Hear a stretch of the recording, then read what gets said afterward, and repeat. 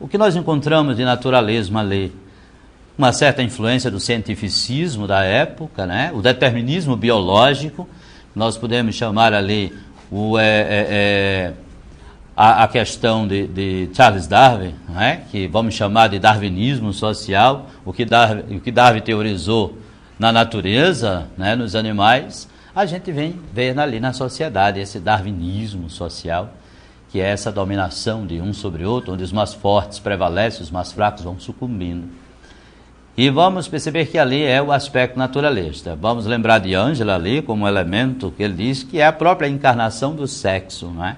Não é só Ângela, a gente sabe que aquelas relações que ele mantém com Sanches e com Bento Alves e com Egberto, há um pouco desse aspecto do instinto, da sexualidade. E ali também são aspectos naturalistas da obra. Agora, veja a relação desta obra com o modernismo. Eu quero muito chamar a atenção de vocês para essa questão de modernismo. Fique atento, estude mais sobre as características do modernismo, que eu acho que esta banca elaboradora desse ano, pelo menos aqui opinou para as obras, parece ter uma paixão muito grande pelo modernismo, porque eles indicam 5 obras, 4 são modernistas, e a outra que não é modernista tem fortes influências, ou melhor, vai exercer influências, porque antecipa algumas características que são modernas. Essa crítica ao parnasianismo já é uma característica moderna, que ele antecipa. Além de ter antecipado ali os aspectos expressionistas e impressionistas, né? Você vai perceber que as expressionistas estão ali na antecipação dos caracteres grotescos, caracteres caricatos dos personagens, né? A descrição de Aristarco que o diga, ele vai dizer que ele tem no supercílio a crispação de um monstro japonês, tem um queixo escanhoado de um a outro canto da orelha, e que se retorce ali 2 volutas de bigode retorcidas a capricho. Então são aspectos com certo exagero, até para ironia, ou talvez para expressar a tirania daquele homem através da sua fealdade. E quando ele descreve também a sua turma, né? Quando ele diz cada caractere de cada amigo daquele, de cada colega de turma, ele exagera. Então essa antecipação do grotesco, do caricato, é um traço expressionista, já que é uma vanguarda que vai surgir depois, e essa vanguarda traz esses caracteres de expressar o horror humano, o sofrimento, e expressa através da caricatura, do excesso.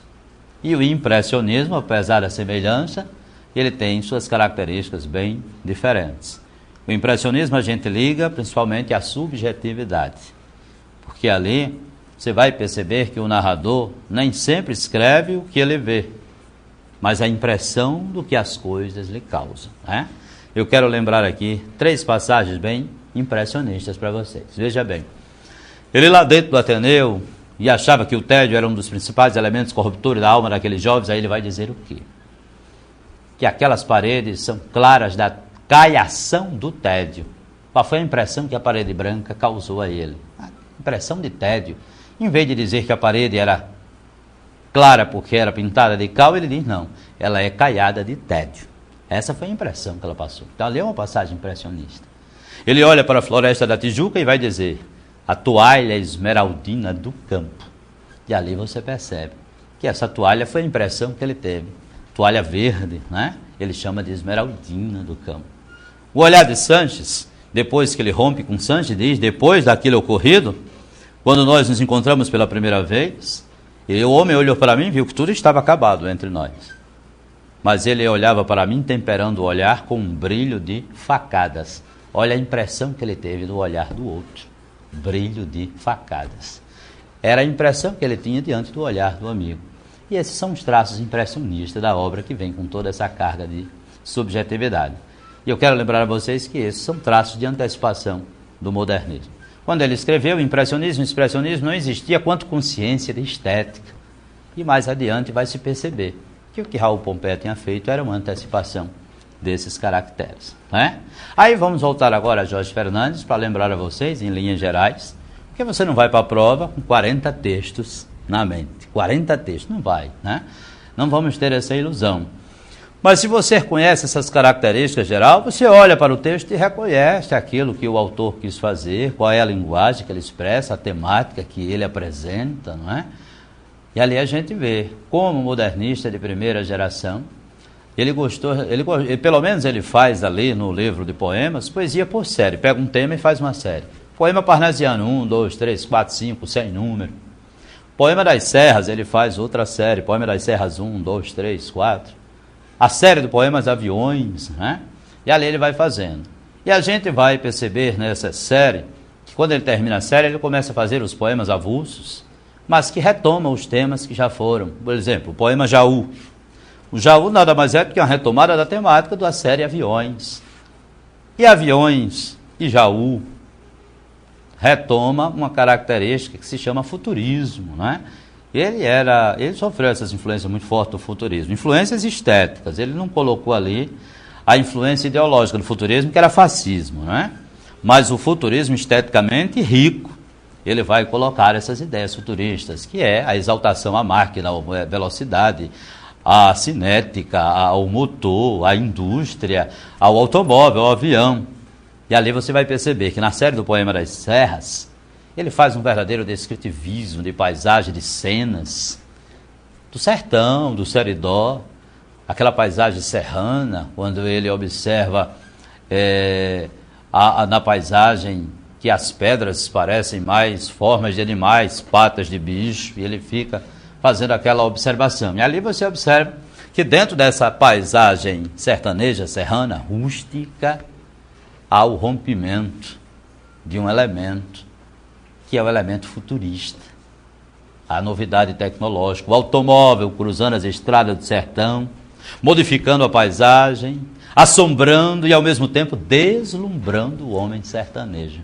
Ora, causa sombra, aquela coisa, na carreira do Ford, com os olhos fórdicos ali, clareando o verde que está dormindo e passando, assusta o gado que vai na estrada, que corre para dentro do mato, dá um certo susto do homem que vai retardado para a feira, e o automóvel de madrugada, naquelas estradas que não foram feitas para o automóvel, talvez para a carroça puxada por bicho, mas agora é um fato novo, o automóvel, e as estradas só com o tempo é que vai se adaptar. Por enquanto o automóvel tem que andar naquelas veredas que não tinham sido feitas necessariamente para o automóvel.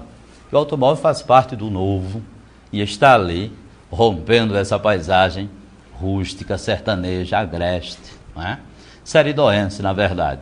Depois nós vamos perceber que ele sai do elemento automóvel, rompendo essa paisagem das serras, e vai para os aviões. E os aviões lá vão fazer o quê?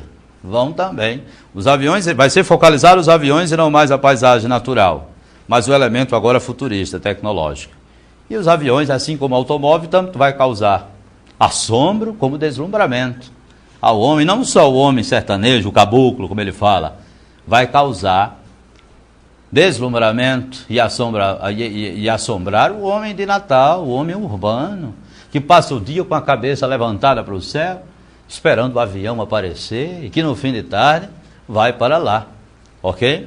Então ali a gente vai rapidinho lembrar a vocês do descritivismo.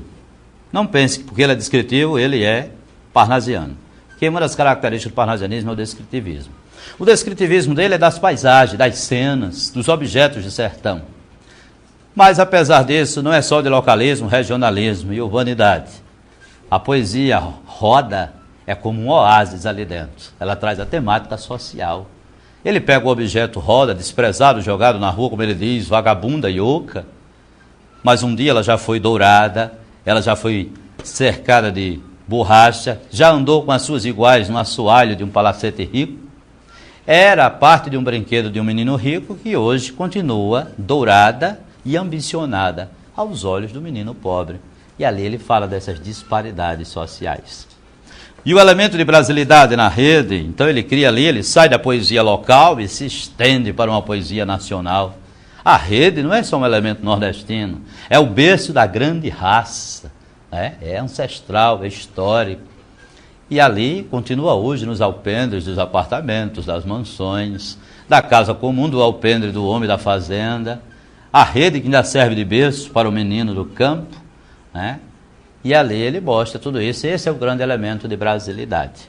Além dessa sequência de cenas de acontecimentos do sertão, como o fogo de pasto, como a sequência de cenas de uma enchente que muito se assemelha ao movimento e à gradação da enchente. O fogo de pasto também tem essa semelhança. Né? E aqui a gente deixa para vocês essas dicas sobre Jorge Fernandes,